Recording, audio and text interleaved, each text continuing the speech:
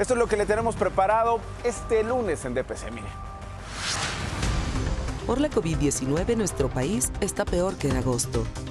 Quieren traer a casa a Genaro García Luna para juzgarlo en México. Los padres de la niña que fue abusada en San Luis Potosí estarán en el estudio de DPC junto a su abogada Ana Catiria. Esta mañana tenemos un doble combo con Manolo. ¿Cómo sería México sin Noroña? ¿Y cómo serían las noticias si Maradona fuera mexicano? Muy buenas a todos, qué gusto saludarle, gracias por acompañarnos. Bienvenidas, bienvenidos a DPC. ¿Viste las historias que vamos a contar hoy, Cristian? En el teaser. ¿Viste que va a venir, sabes quién va a venir de Estados Unidos? ¿Quién está pidiendo que vengan, que se traigan de Estados Unidos? ¿Tú sí viste, Potrillo? Sí. Qué bueno, tú estás poniendo atención, el floor manager anda managereando. Anda viendo la tele. Anda viendo la tele. Ve la tele, pero ve esta tele, Cristian, también tú. Anda viendo el Netflix también, Cristian. Ya se Genaro García. Genaro G. Genaro N. Babyface, ¿cómo ves? Porque lo extrañaban, señora, señor. Yo creo que, a ver, ¿qué te hace pensar esto, Cristian? O que quieren dar digamos, una muestra de que pues en México se pueden juzgar a esos y más. Si nos trajimos 100 llamas, 100 fuegos, y los vamos a juzgar aquí porque aquí nosotros podemos, ¿cómo nos van a hacer los gringos menos, sí o no? ¿Por qué no vamos a traer al secretario estrella de Felipe Calderón, Genaro García Luna? Ahora, básicamente es como cultura mexicana, ¿no? O sea, ¿una madre mexicana va a permitir que otra madre regañe a sus hijos? Claro que no. A mis hijos los regaño yo, los pellizco yo, ¿sí o no? Ah, sí. Yo los parí, sí, yo los parí. ¿Quién parió Genaro García Luna? México. ¿Quién hizo Genaro García Luna? México. Yo no fui. ¿No? ¿Cómo no? Pues si tú le pagabas su sueldo como secretario y de todos los cargos antes. ¿Tú lo hiciste? Yo lo hice. A mí me dolió, exactamente. Pues a mí me dolió. ¿Por qué carajos lo va a hacer Estados Unidos? Si él ni contracción estuvo. Acá México, que se traigan a Genaro García Luna. La Fiscalía General de la República solicitará la extradición de Genaro García Luna, el exsecretario de Seguridad Pública en el sexenio de Felipe Calderón. Contra él existe una orden de aprehensión por su presunta responsabilidad en el delito de enriquecimiento ilícito. Te digo, ¿a quién le dolió parir ese enriquecimiento ilícito, hermano? Pues a nosotros, ¿no? Pues es nuestra sangre, ¿no? Entonces, básicamente, cuando le preguntan aquí al señor, oiga, ¿quiere que lo juzguemos aquí? Que ya ves que allá no lo dejan salir. O allá, en su país. No, pues allá, porque México, tú que me diste tu vida, tu amor y tu espacio.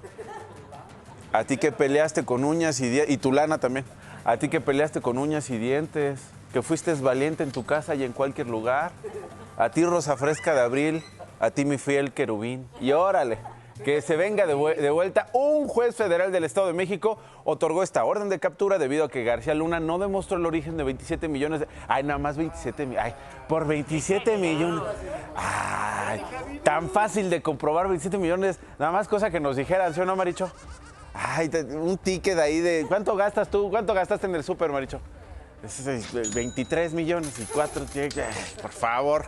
Que según... Comprando toallas. Fíjate, el Babyface todavía se acuerda de las toallas de Fox. Ya ni Fox se acuerda. Ya ni Fox se acuerda del Toallagate. Nada más se acuerda del Babyface, que es la memoria histórica, política, cultural, mágica, musical de este programa. El Babyface. El Babyface. Y ya las toallas de Fox. Y Fox, Yo ya ni me acuerdo. Es que la marihuana no me permite mantener la memoria a largo plazo. Bueno, 27 millones de pesos que habrían sido utilizados para la compra de bienes inmuebles. Ay, para bienes inmuebles, me ha dicho. 27, qué pobre.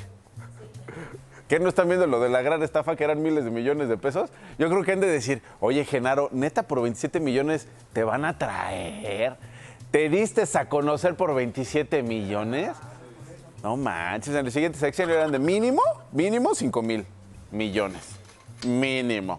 La Fiscalía también mantiene abierta una carpeta de investigación contra Genaro a partir de su detención en la Unión Americana, donde se le han fincado cargos por sobornar o presuntamente sobornar o recibir sobornos a cambio de otorgar protección al cártel de Sinaloa. Eso es básicamente, ahora, y en una de esas vemos que la justicia estadounidense vuelve a decir, retiramos los cargos. Ahí muere, que lo juzguen allá abajo, que allá van a hacer un esfuerzo porque haya justicia. Le vamos a ir contando si esto se concreta, porque además está muy raro, no hay comunicación oficial. Al principio eran más bien trascendidos, que uno tenía que ir a andar ahí como medio reporteando para que le dieran a uno detalles acerca de si esto era en los términos en que se estaba publicando. El caso es que sí existe la posibilidad. Yo creo que más bien sueltan allá el buscapié a ver qué tal le viene a México, ¿no? Sí, queremos sangre, que venga Genaro, que venga. Además, el próximo año son elecciones, señora. No es lo mismo tener al susodicho allá que tenerlo acá para andarlo placeando, ¿ya ven? Van a votar por los... Mire, acuérdese, Genaro. Pero bueno, el caso es que Genaro regresa al vientre, regresa al terruño que lo vio nacer, que lo hizo, cuya sangre pagamos nosotros, ¿no? Y pues vamos a ver cómo le va. Bueno, el asunto de Tabasco, señora, de acuerdo con la Dirección de Protección Civil en la entidad, aún se contabilizan 600 colonias y localidades en 17 municipios que tiene afectaciones. Mire, un día sí y el otro también tenemos una noticia que supera la anterior, una tragedia que supera la anterior. Tenemos historias que no nos permiten pensar en la anterior, pero no podemos olvidar que nuestras hermanas y hermanos de Tabasco están, mire, así, afectadas por los desbordamientos de los ríos. El nivel del agua alcanza de 10 hasta 40 centímetros de altura todavía en algunas zonas. Imagínense 40 centímetros de altura dentro de su casa. El fraccionamiento Olimpo en la ranchería Río Viejo es una de las afectadas. Ahí el agua bajó considerablemente, donde antes caminaban pues con el agua al pecho, Cristian. Haz de cuenta como Genaro. Como Salvador, no Zaragoza, que es nuestro coordinador, sino Salvador, ya sabes quién. Solo en el Genaro, así, con el agua hasta el cuello casi, estaban caminando. Hoy llega a las rodillas. Ahora imagínese descubrir los animales muertos, la basura dentro de tu casa, los animales vivos, otras especies que pues por las inundaciones pues iban apareciendo en las colonias, Manolo. Aparecía ahí un cocodrilo, aparecía ya lagartos, había serpientes y poner en riesgo, por supuesto, la integridad de las tabasqueñas y los tabasqueños. Pues aún sigue entre el agua, como se nota, y pues ya habían bombas, pero lamentablemente las retiraron. Los departamentos de segundo y tercera parte, pues el segundo piso y tercera parte están afectados porque está el agua, hay moho en sus casas, ahora sí que las bardas no están aguantando y ahora sí que el pavimento se está cayendo la losa, pues, prácticamente de los condominios de arriba, del tercer piso.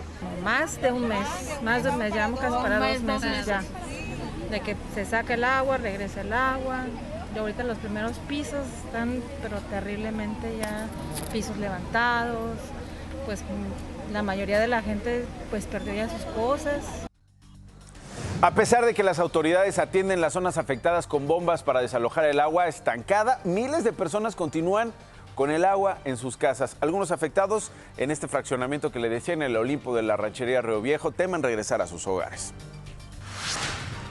Yo aquí ayudando a un vecino para sacar sus cosas, bajarla y pues retirarse, porque pues al parecer no se sabe cuándo va a acabar todo. Esto va para largo. Así es. Y las viviendas, por decir, de las plantas bajas, pues también va a haber que hacer un chequeo o algo para que, un avalúo, porque pues la cimentación ya de estar, ya son varias inundaciones que llevan y ya... ¿Preocupa la cimentación para todo el edificio? edificio? Así es, claro. ¿Me puede platicar de eso?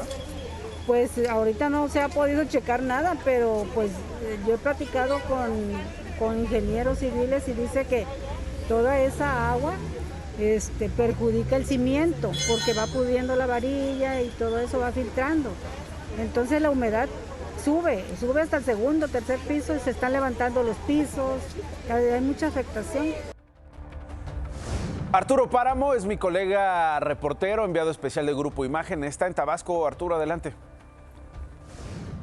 ¿Qué tal, Nacho? ¿Cómo estás? Te saludo en esta ocasión desde la delegación de la Cruz Roja en Villahermosa, Tabasco. Estamos acá porque hemos estado estos últimos días siguiendo las actividades de la benemérita institución en esta entidad que está siendo afectada por las inundaciones. porque sí, la verdad es que hemos ido a lugares, Nacho, que siguen afectados por la inundación, con agua corriente todavía, agua que no cede, ríos que se han desbordado, vasos reguladores. Hasta mi refri perdí. No, yo no trabajo. El agua por dentro de mi casa, todo. O sea, algunos, o sea, no sufrimos la afectación de la inundación, de irnos al agua, pero ahora sí que el trabajo para algunos sí, ahora sí terminó, los que trabajan en el campo, los que pescan, ahora sí que ahí se terminó ahora sí su trabajo. Pues entonces lo han perdido todo, pues, unos animales y todo eso, y todo de nevera, de esas, de pechar pescado y todo eso, y de animales, de pluma y todo eso lo han ido, pues. Oye, todo, y todas las casas, pues, todo, pues, se han ido, pues, destruyendo de la misma creciente, pues. Es un escenario difícil para la gente que vive cerca de estos cuerpos de agua. Ahí ha entregado la benemérita institución 122 toneladas de ayuda. También hemos visitado lugares donde el agua ya se ha retirado un poco y ahí comienza la segunda etapa de este problema difícil de la inundación, que es la aparición de plagas de mosquitos. Eso lleva también a enfermedades como el dengue, y obviamente lo más difícil de todo esto es que la gente se quedó sin siembras, se quedó sin ejercer la pesca porque los cuerpos de agua se expandieron, ya no hay concentración de peces, ya no hay pesca, y también la eventual pérdida de trabajo, además de la muerte de aves de corral, la muerte de ganado. Es un escenario sumamente difícil. Ese es el reporte que te tengo hoy, Nacho, un poquito más serio que de costumbre, pero creo que amerita este momento que está pasando Tabasco, y vuelvo contigo al estudio. Absolutamente, absolutamente, Arturo, no es para menos. Además, hemos visto durante años, durante décadas, Cristian, van y vienen gobiernos de cualquier nivel, van y vienen legislaturas de cualquier partido político, lo mismo los gobiernos, a nivel estatal, a nivel municipal, a nivel federal, de todos los colores. Y las y los tabasqueños siguen sin la infraestructura para enfrentar las inclemencias del tiempo, porque la pobreza, porque la situación de vulnerabilidad que vive la mayoría de las tabasqueñas y tabasqueños en aquel estado es un gran negocio. Sino, ¿qué van a prometer? Y pagan las consecuencias de esa indolencia, de esa corrupción, de ese desvío de recursos, de esa falta de inversión en la infraestructura para prevenir estas desgracias, los propios tabasqueños. Porque además pasó este temporal, pasaron estas decisiones que tomaron en la CFE de abrir las compuertas en el caso de la presa Peñitas, y ahora viene un frente frío. El Instituto de Protección Civil de Tabasco emitió ya una alerta ante las posibles inundaciones que se prevén ocurran la próxima semana, aunque en realidad podrían empezar a ocurrir esta semana a consecuencia del Frente Frío número 17. La entidad lleva casi un mes en emergencia tras los estragos causados por los Frentes Fríos 9 y 11. Bueno, pues ahora vienen más. Y pues bueno, vamos a estar atentos y por supuesto no vamos a dejar de contar lo que están pasando. Mire, ahí están las tabasqueñas y los tabasqueños hundidos, ahogados, después de décadas de olvido, de desinterés. Ahí hay varias especies, lo decía Arturo, pues sí, especies que se utilizaban para la ganadería, para el desarrollo económico de la región, especies también que pues habitan la zona y que con estas inclemencias, por no prever y por no invertir, ahí están las consecuencias. Los periódicos. Excelsior. Llama a estados a no solo esperar cheque federal. Presidente pide aumentar recaudación. López Obrador solicitó a los gobiernos locales no exentar de pagos de impuestos a grandes empresas, asumir su papel dentro del pacto fiscal y no limitarse a exigir recursos a la federación. Reforma. Lleva 4T Internet a donde no falta. Sobreconecta a la Ciudad de México y olvida al sur del país. Instalan puntos de acceso público en zonas que tienen alta conectividad. El Universal. Suman 864 quejas a instituciones de seguridad de la 4T. Tortura, desaparición y privación de la vida entre los señalamientos. Dependencias federales acumulan 3 acusaciones diarias en promedio de violación a derechos humanos. El Financiero. Banco de México alerta de riesgo de dinero ilícito. Expertos. Afectaría al banco. Podría resultar en sanciones internacionales. The New York Times. Nueva York, en cambio repentino, reabrirá algunas escuelas. Los estudiantes de primaria regresarán el 7 de diciembre. Las críticas a la ciudad conducen a una revisión. The Washington Post. Una cama es un regalo ahora mismo. Los hospitales de UIS luchan por encontrar espacio para un número abrumador de pacientes con COVID-19. El Clarín. Más polémicas alrededor de Maradona. Investigan si hubo negligencia médica. Tema del día. La causa está caratulada como homicidio culposo. Bueno, regresando a asuntos que tienen que ver con la COVID, cosa que le hemos estado informando en las últimas semanas, hoy podemos decirle que estamos peor que en meses pasados. Los contagios por la enfermedad causada por el virus SARS-CoV-2 no ceden en México. Este fin de semana se rompió el récord de infectados desde que empezó la pandemia. Nunca habíamos estado tan peor como ahora. Nunca habíamos visto contagiarse a tantas personas y morir a tantos pacientes por esta enfermedad. Miren.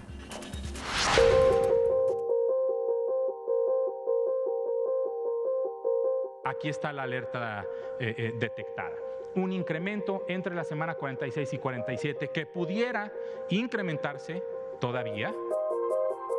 Las entidades con más casos positivos del nuevo coronavirus son 7.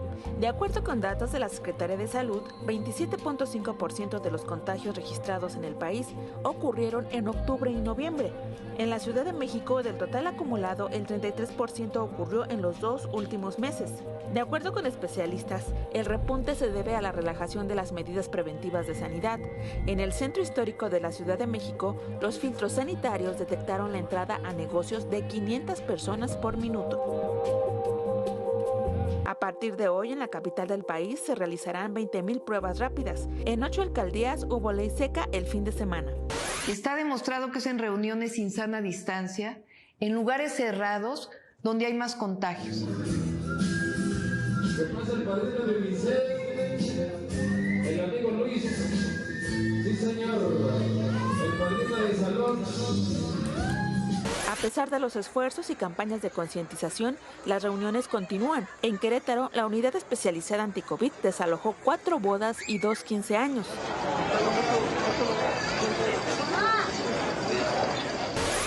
En Guanajuato, el partido entre el León y el Puebla provocó aglomeraciones.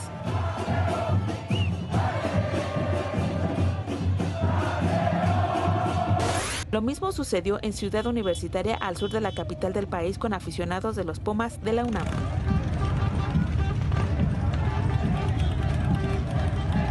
En Coahuila, la Policía Civil interrumpió una fiesta clandestina en una finca en la zona de La Laguna, con 150 asistentes. El inicio de la temporada de influenza en México coincidió con el alza en el número de casos positivos en 20 entidades. De aquí y hasta marzo, al menos hasta marzo del 2021, tendremos un nuevo ciclo epidémico. El viernes se rompió récord de contagios en nuestro país desde que empezó la pandemia, con 12.081 casos nuevos. 9 meses después de que se reportó el primer caso de COVID-19 en México, la intensidad de contagios es similar a la que se registró durante agosto. Tepic corre con información de Andrés Mendoza y Karina Muñoz. Ahora le cuento lo que sabemos. En las últimas horas, la Secretaría de Salud Federal reportó 6.388 casos en las últimas 24 horas. Insisto, estas son cifras, siempre le damos las cifras confirmadas por el gobierno federal, por la Secretaría de Salud. Recuerde, esto puede ser todavía mayor que lo que reporta el gobierno federal. Ya son 1.107.071 casos reportados acumulados. No quiere decir que todos estén activos, sino que se registraron. En las últimas 24 horas murieron 196 personas, según el gobierno federal. A sus familias, nuestro más sentido pésame. Un abrazo de todo corazón de parte de todo el equipo de DPC. El acumulado es de 105.655 defunciones. Al momento, los pacientes recuperados son 818.397. La Ciudad de México, ahí tiene el número de contagios. Llegó a 17.516, mientras que pues en total los detectados son 206.204. La alcaldía más afectada en el Valle de México por la COVID sigue siendo Iztapalapa, le sigue Gustavo Amadero, Álvaro Obregón, Tlalpan y Coyoacán. De acuerdo con el reporte de exceso de mortalidad del gobierno de la Ciudad de México, del 1 al 20 de noviembre de 2020, es decir, a la semana pasada, 5.972 capitalinos fallecieron, lo que representa 2.651 muertes adicionales a las esperadas, a las que se tienen, digamos, contempladas cada año por el INEGI y por las instituciones que se dedican a vigilar el comportamiento de las defunciones en nuestro país. Por su parte, la Arquidiócesis Primada de México convocó a una peregrinación. ¿Se acuerda que ayer, la semana pasada, le habíamos dicho que se había suspendido, digamos, las actividades presenciales en la Basílica, que no se iba a permitir que los peregrinos ingresaran al Templo Mariano, al Templo del Tepeyac, para rendirle tributo, fe, honores, cariño a la guadalupana? Bueno, pues anunció la Arquidiócesis una peregrinación, pero va a ser virtual. Ocurrirá el próximo 11 de diciembre a las 10 de la mañana. Invitó a participar a todos los devotos de la Virgen de Guadalupe desde sus hogares. Este evento se transmitirá a través de las redes sociales. Usted va a poderlo ver a través de redes sociales. Consistirá en una caminata solemne. O sea, igual lo que puede usted hacer en su casa, Cristian, es ve la peregrinación, se para y si tiene ganas de caminar, pues se camina allá en el comedor, da vuelta en el comedor, ¿no? Que quiere hacer glúteo, órale, pues cómo no, agárrese las escaleras del edificio, suba, baje, y pues bueno, eso también la Virgen de Guadalupe lo tomará como un tributo de fe. Desafortunadamente no podrá ir al Templo de Tepeyac. Muchas mexicanas, muchos mexicanos, particularmente este año, Cristian, tienen mucho que agradecerle a la Virgen de Guadalupe. Tienen esa fe guadalupana de agradecerle, de haberle pedido, por muchas razones. Una de ellas es especialmente en la COVID, tener algún paciente internado y pedirle a la Virgen de Guadalupe que le ayude, ¿no? Como un asunto de fe, como un asunto religioso, y quieren agradecerle. Bueno, pues señor, no va a poder salir. Cooperemos, si aquello se desborda, pues bueno, le vamos a echar la culpa a las autoridades, pero si se desborda es porque fuimos. Entonces evitemos ir. Si quiere usted peregrinar, agárrese. Digo, también uno tiene ahí departamento de 60 metros cuadrados, ¿no? Pero pues organícese, ¿no? Ahí las escaleras, suba, baje, haga pierna, peregrine dentro de casa, no salga de casa.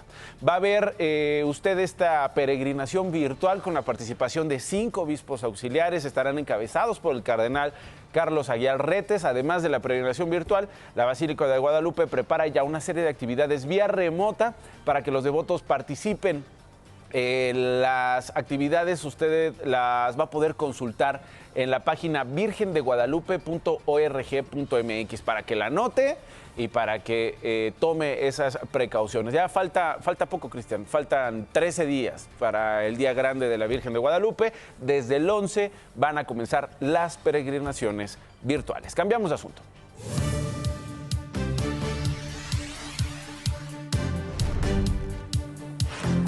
Históricamente a México no le ha ido bien cuando se mete la realidad mexicana con ciudadanos franceses o con ciudadanos de origen francés. En los últimos días se dio a conocer el asesinato de Baptiste Jacques Daniel Lormand, de 45 años. Es un ciudadano de nacionalidad francesa, pero también mexicana. Era franco-mexicano. Residía en la Ciudad de México, fue reportado como desaparecido el jueves en la colonia Polanco, una de las colonias, pues digamos, más en teoría cuidadas y vigiladas de la alcaldía de Miguel Hidalgo en la Ciudad de México. Y horas más tarde fue hallado sin vida al sur de la capital, en Tlalpan. Lo encontraron el sábado junto con su acompañante, que en realidad era su socio. Sobre este caso, el secretario de Seguridad Ciudadana de la capital, Omar García Harfuch, dijo que una de las líneas de investigación es que el empresario iba a realizar una venta de licores de alta gama, es decir, caros, y había ido con su socio a la alcaldía Tlalpan, pero fue engañado por los supuestos clientes que le habían prometido comprar pues esos licores que decíamos son de alta gama, y finalmente él y su socio fueron, hasta donde se sabe, según las primeras investigaciones, golpeados, fueron ambos golpeados hasta la muerte. Maite de las Rivas Maite de las Rivas, la presidenta de la asociación La Voz de Polanco, dijo que en la pandemia han incrementado los reportes de robos con violencia en la vía pública que padecen los habitantes de esta colonia. Estamos hablando solo de Polanco, pero pues ponga esta frase para la colonia que usted quiera, para la colonia que usted quiera. Cabe destacar que hemos identificado un modus operandi consistente en la simulación de la compra-venta de bienes ofrecidos al público, caracterizados porque al momento en que se concreta la cita presencial para llevar a cabo la transacción, los vendedores de los mismos son objetos de agresiones. En algunos casos han sido privados de la vida por parte de integrantes de grupos delictivos. El alcalde de Miguel Hidalgo descartó extorsiones en la zona de Polanco. Mira. No tenemos detectado, por el vínculo que tenemos con todos los empresarios de Polanco, algún tipo de cobro de derecho de piso. Al empezar el gobierno se iniciaron operativos. Ustedes conocen la detención del Pistache, que era una de las personas que efectivamente tenía esa práctica, pero ya tiene más de 1 año y medio que sucedió. Bueno, los vecinos y empresarios que han dado testimonios a diversos medios de comunicación durante este fin de semana, obviamente guardando su identidad, pues señalan lo contrario, que han vivido robos, que siguen habiendo extorsiones en esta zona de la capital. Luis Orozco es el nombre del socio de este ciudadano franco-mexicano que también fue asesinado el fin de semana. La Fiscalía General de Justicia de la capital informó que el homicidio del empresario francés junto con el señor Orozco se debió a su actividad comercial. Mire a la Fiscalía. Las primeras indagatorias permiten establecer que, hasta el momento, no se cuenta con indicios de que los hechos tengan relación con los delitos de secuestro, extorsión o cobro de piso. Integrantes de la Comunidad Europea de la Ciudad de México convocaron a una marcha para el día de hoy en Polanco con el objetivo de condenar el asesinato del ciudadano franco-mexicano y de su socio, de nacionalidad mexicana, decíamos, Luis Orozco Navidad. La cita es a las 3 de la tarde en la glorieta de Arquímedes y Presidente Mazarik, desde donde avanzarán hacia la calle de Julio Verne 93, donde se encuentra el restaurante Don Batis, del cual eran dueños, socios, estas dos personas. Minutos después acudirán a la sede de la Embajada Francesa en Campos Elíseos, donde ya desde este domingo algunas personas de la comunidad colocaron flores y mensajes en memoria de su paisano. En otros temas, la Unidad de Inteligencia Financiera denunció ante la Fiscalía General de la República, fíjese nada más el asunto, al magistrado José Luis Vargas, el presidente del Tribunal Electoral del Poder Judicial de la Federación. Si tú en este país, Cristian, andas quéjete y quéjete de la impunidad, quéjete y quéjete de que no hay justicia, de que mira nada más los asesinatos, que mira nada más las extorsiones, que mira que las autoridades no hacen nada, que mira que a la mera hora tú tienes que buscar al asesino de tu hija y llevarlo, que tú tienes que buscar con tus propias manos a tu mamá que está desaparecida, que tienes tú que hacer el trabajo que tendría que hacer los encargados de hacer justicia en este país, y tienes historias como estas, dices, bueno, ¿y dónde está la transformación? Acusan al magistrado de presunto enriquecimiento ilícito. De acuerdo con la investigación, durante 6 años gastó, bueno, lo que gasta, insisto, Marichó en un fin de semana loco en el mercado, 36 millones de pesos. 36 millones de pesos más de sus ingresos declarados debido a que la acusación formal que data de febrero de 2020, Vargas consideró que los recientes reportes de prensa buscan desprestigiar a su persona y desestabilizar al Tribunal Electoral. Le vamos a dar seguimiento a este asunto. Por lo pronto, se incendia la subestación eléctrica de la Comisión Federal de Electricidad cerca del Metro Coyoacán. Esto y más en el resumen, Miriam. Este domingo, Roberto N., alias el 32, presunto autor intelectual del homicidio de los 9 integrantes de la familia Levarón, fue vinculado a proceso por un juez federal. Este sujeto está identificado como el jefe de plaza del grupo delictivo La Línea en Nuevo Casas Grandes, Chihuahua. Adrián Levarón informó que estuvo presente en la audiencia, donde pidió a Roberto N. que colabore para llevar a más gente ante la justicia. Ayer por la noche se registró un incendio en la subestación de la CFE que se ubica cerca del Metro Coyoacán, en la alcaldía Benito Juárez. Debido a la intensidad de las llamas, 250 vecinos fueron desalojados. Afortunadamente no se reportaron personas lesionadas. Sin embargo, más de 31,000 vecinos se quedaron sin energía eléctrica. La Comisión Federal de Electricidad ya investiga las causas del siniestro. El metro informó que la estación Coyoacán estaría cerrada hasta nuevo aviso.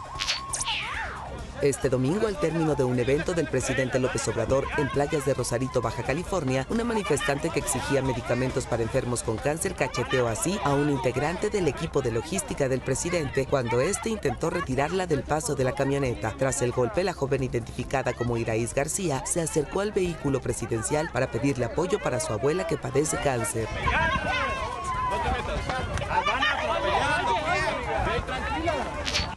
Este fin de semana falleció Lázaro, el bebé prematuro que el pasado 21 de octubre fue declarado muerto al nacer y horas después encontrado vivo en la morgue del Hospital La Margarita en Puebla. Autoridades del IMSS informaron que Lázaro murió a causa de su condición prematura extrema y la falta de desarrollo en el vientre materno. Asimismo, detallaron que continúan el proceso de sanciones administrativas contra 2 servidores públicos que incurrieron en irregularidades en el nacimiento de Lázaro y por el cual pasó 6 horas en la morgue.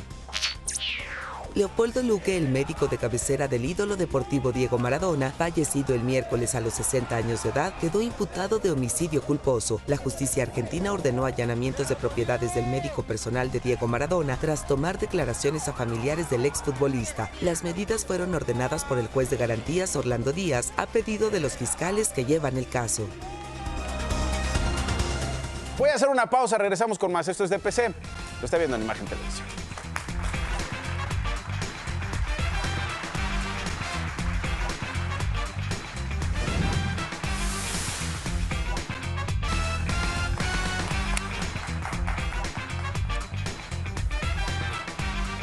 Estamos de vuelta en DPC. Está con nosotros la señora Marcela Alemán y su esposo Roberto Carlos Cuello. Muchas gracias a ambos por estar acá con nosotros. Muchas gracias. Está también con nosotros su abogada, es una abogada penalista, defensora de los derechos humanos y de género que respetamos muchísimo aquí en DPC, Ana Katiria Suárez. ¿Cómo estás, Ana? Hola, Nacho. Gracias por estar con nosotros. Gracias por el espacio. Tengo aquí 2 regalitos muy especiales que me voy a llevar a mi casa. Y que voy a disfrutar. Vamos a retomar la historia que vamos a volver a contar el día de hoy, señora, señor. Usted conoce muy bien el asunto, le hemos contado lo que le pasó a esta pequeña en San Luis Potosí. La señora Marcela Alemán ha estado en las noticias en los últimos meses, particularmente por varias escenas. Una de ellas es evidenciar a las autoridades estatales en San Luis Potosí, evidenciar a las autoridades de la Comisión Nacional de los Derechos Humanos, evidenciar al gobierno federal, evidenciar básicamente la impunidad en el caso de su hija. La señora Marcela, tal vez usted se acordará, señora, señor, se amarró en una silla, me acuerdo mucho, en una silla, era en la sede de Cuba, sí, de la Comisión Nacional de los Derechos Humanos. Esta es la escena, este es el momento que dio la vuelta no solamente al país, sino al mundo entero, porque era una madre que pedía justicia por lo que vivió su hija. Después de esto, después de la indolencia, después de que no pasó nada, después de que nadie llegó a que cambiaran las cosas, la señora Marcela se tuvo que ir a la Secretaría de Gobernación y ahí también se volvió a amarrar en una reja, porque una madre con dolor, una madre con sed de justicia, una madre que ve sufrir a su hija, es una madre que no tiene límites para encontrar esa justicia. Y sobre todo, señora, señor, para llamar nuestra atención, para empatizar con la lucha y la exigencia de la señora Marcela Alemán y del señor Roberto Carlos Cuello, para que nosotros como mexicanos pensemos en lo que pasó a esta familia, en lo que pasó a esta pequeña, en que ellas también son víctimas, ellos también son víctimas en la familia y que somos indolentes a veces frente a estas escenas.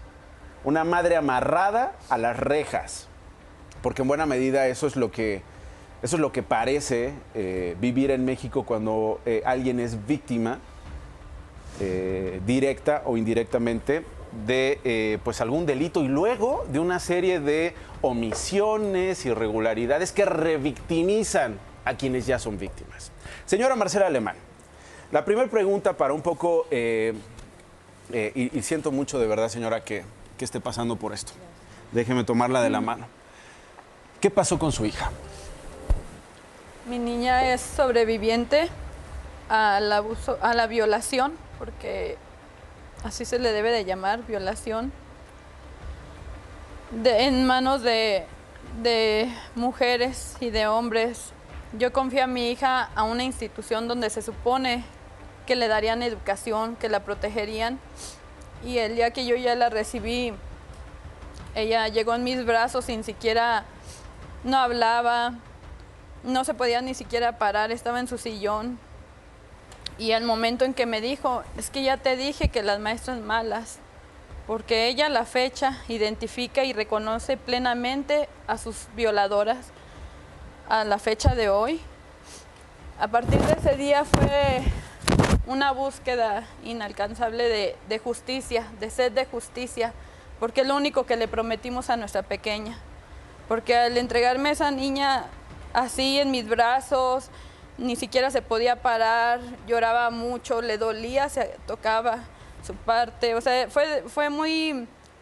Para mí el verme en esas imágenes es muy doloroso porque ha sido la forma en que he tenido que gritar por mi hija justicia, y como madre no lo voy a dejar de hacer porque ya estoy cansada de ver la impunidad en nuestros propios ojos, y eso es lo que Lía me ha dado la fortaleza de hacer todo lo que he hecho, y estoy muy orgullosa de haberlo hecho y lo volvería a hacer. Aún perdiendo todo lo que hemos perdido no me ha importado, porque lo que queremos es acceder a la justicia. Ha sido terrible cómo hemos tenido que vivir esta situación por la omisión de las autoridades de San Luis Potosí, porque desde el inicio la carpeta fue mal integrada por el fiscal, a quien le pusimos queja en Contraloría Interna, y después aún así en juicio, donde mi hija fue llevada por más de 14 y 16 horas sin su padre y sin mí. Fue una situación que me marcó. ¿Cómo que sin su padre y sin usted? ¿Cuántos años tiene su hija? Mi hija actualmente tiene 8.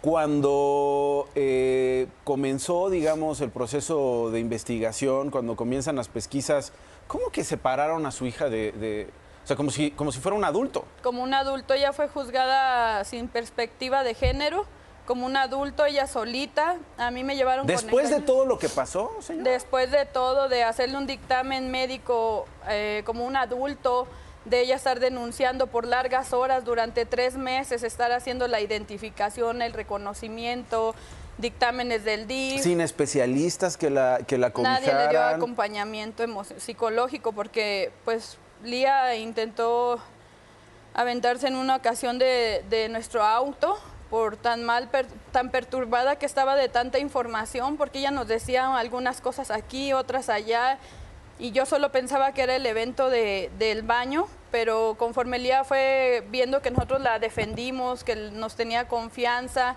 ella empezó a arrojar la información, que para mí era una pesadilla y un infierno estar escuchando o sea, cuando yo pensaba que ya terminaba algo, sacaba otra cosa y otra cosa, hasta que por fin pudo aventar todo. Ella ahorita ya se siente liberada y lo dice ya más fuerte, más clara. Es una niña valiente, es una niña admirable. Ella ha visto la lucha de sus padres y eso le dio mucha fortaleza, porque ella mucho tiempo estuvo culpándose porque yo conté la verdad y nos van a matar y por eso nos andamos yendo de un lugar a otro y tengo miedo, mamá. Ella en las noches pone un plato con una copa en una silla para que suene si alguien entra a la casa. Cada noche ella no duerme si no pone ese plato ahí con esa copa para que se escuche al menos un ruido si alguien va a hacernos daño. Y pues yo llegué a atarme a CNDH gritando justicia. Esta fue mi única arma y mi corazón de madre, porque yo le prometí la justicia a Lía. Era absurdo ver cómo a una de las violadoras, quien estuvo en la cárcel 1 año 8 meses, la dejaran en libertad porque Lía no dio tiempo y fecha de su violación. Esto se me hace un acto totalmente nefasto doloroso, le digo, porque al ser llevada mi hija a un juicio con 3 jueces hombres, ellos querían que mi hija contara como si fuera un cuento tan fácil. Si para ella le fue muy difícil poderme contar a mí, lo contó porque ya no aguantó más no tengo palabras para expresar todo lo que le hicieron a mi hija, porque me duele el alma y el corazón, y no hay día que a mí no deje de llorar, porque me acuerdo de muchas cosas. Me mandaron un tipo adentro de mi casa, estoy viva de milagro, porque el tipo tropezó con una raíz del árbol. Eso me dio tiempo a salir, pero él ya iba directo por mí. Déjeme detenerle, porque vamos a pasar al asunto del amedrentamiento, las amenazas y el desplazamiento al que ustedes se han visto obligados en los últimos tiempos. Señora Marcela, los presuntos responsables, ¿qué de ellos? ¿Hay detenidos? ¿Hay procesados ya por los delitos cometidos contra Lía? La que estuvo 1 año 8 meses en la cárcel quedó en libertad porque Lía no dijo con los jueces, 3 jueces hombres, no tuvo perspectiva de género en ese juicio. 3 jueces hombres quienes la llevaron al juicio, y ellos dijeron que porque Lía no dio la fecha y la hora de su violación, ella quedó en libertad. Y ella sigue en su bicicleta, paseando, el colegio sigue abierto, las violadoras hicieron... ¿Cuál es el colegio? Instituto Luis Gonzaga Urbina de Río Verde, San Luis Potosí. La que está en libertad y a quien solo se le acusó a una sola persona de los hechos, cuando Lía ha dicho, mamá, es ella y ella, la maestra mala, es esta maestra la que me hacía esto. Nos ha dicho todo, quién la sacaba, quién hacía todas las cosas en su cuerpecito. O sea, ha sido ahorita no puedo dar tanta información porque estamos sí, comprendo. En investigaciones. Comprendo. Don Roberto, por supuesto que Lía es la principal víctima en todo esto, ¿no?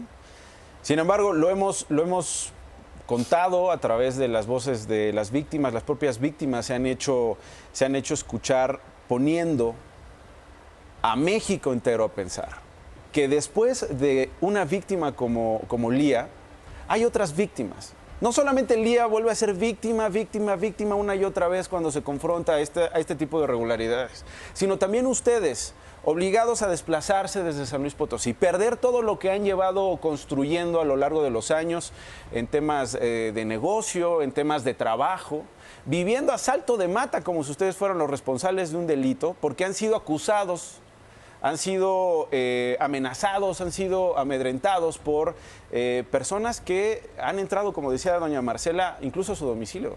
Sí, esto pues es un infierno, no hay otra palabra más para decir que es un infierno para todas mis hijas, porque pues todas son pequeñas, y al estar mirando que llega una persona armada, que nos amenazan, que nos llaman, el estar desplazado aquí en la Ciudad de México y no tener un lugar donde quedarse estable, andarse cambiando de un lugar para otro, que ya su ropa se tiene que quedar en las maletas. Es una pesadilla, es un infierno, y todos somos aquí víctimas. Yo sé que Lía fue a quien le pasaron los hechos, pero mis otras hijas están muy mal emocionalmente. Ahí en el estado de San Luis Potosí nos dejaron sin nada. Nosotros poníamos denuncias, quejas y nada procedía. Entonces era algo mucho en contra nosotros de parte de las autoridades potosinas.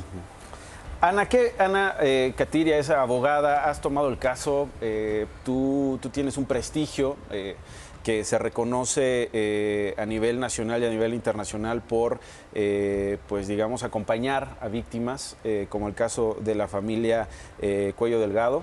¿Qué ha pasado hasta ahora? Es decir, ¿en qué va el proceso judicial? Hace unos días hubo una resolución en la Suprema Corte de Justicia de la Nación que platicábamos con la señora Marcela y con don Roberto. Sin lugar a dudas sentará precedente, porque en estos momentos nos están viendo muchas víctimas que pasaron lo mismo que pasó Lía, y que están pasando lo mismo que está pasando doña Marcela y don Roberto Carro. Bueno, ¿qué pasó?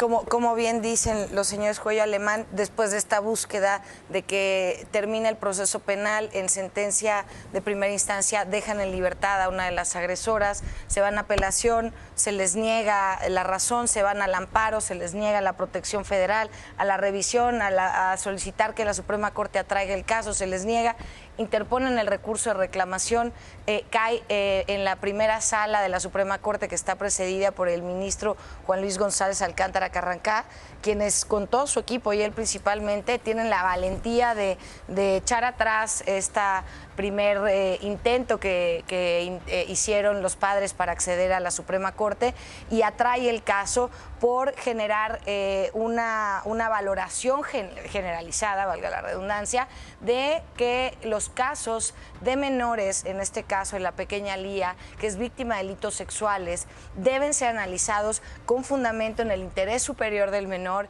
y con perspectiva de género, lo que dio lugar a que atrajera el caso, porque evidentemente y a todas luces este caso jamás fue considerado con una primera preponderancia del interés superior del menor y con perspectiva de género.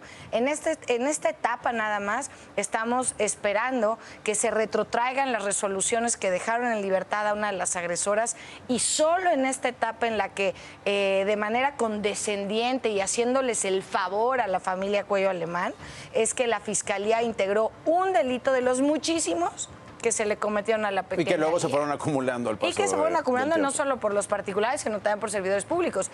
Y que ahora estaremos en posibilidad de iniciar las investigaciones ante las instancias que correspondan, evidentemente. ¿Eso es lo que viene, Ana? Así es, a nivel federal, porque los hechos no son para menos. La gravedad y la conjunción o el desarrollo de estos hechos es de suma importancia, y evidentemente es una alerta roja de lo que está ocurriendo en San Luis Potosí. Ahora, me suena increíble pensar que es el primer caso en esa institución, No, es de el hecho primer no. caso en ese lugar, es el primer caso en el Estado, es el primer caso en el país. Seguramente mucha gente que está pasando por eso quiere hablar. ¿Qué tendría que hacer, Ana?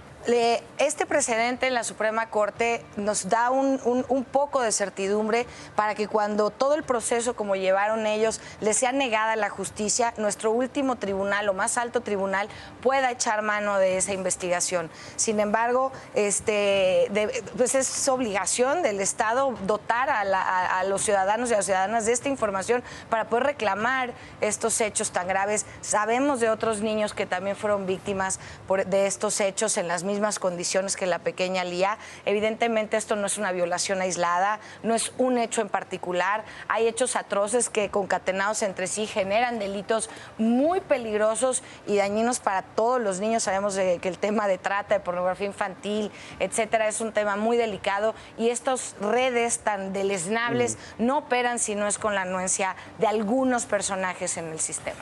Finalmente, agradeciéndote, Ana, y por Gracias. supuesto, doña Marcela, don Roberto Carlos. ¿Qué es esto? ¿Qué son estas huellas? ¿De quién son estas manos? ¿Qué es esta bandera? Claro que sí. Esta bandera me la hicieron entrega muchas víctimas de violencia sexual que quieren ver que se aplique la justicia, que por medio de nosotros vivieron esa experiencia. Decían unas chicas, yo me imaginaba que mis papás también luchaban como ustedes, haciendo toda esta toma.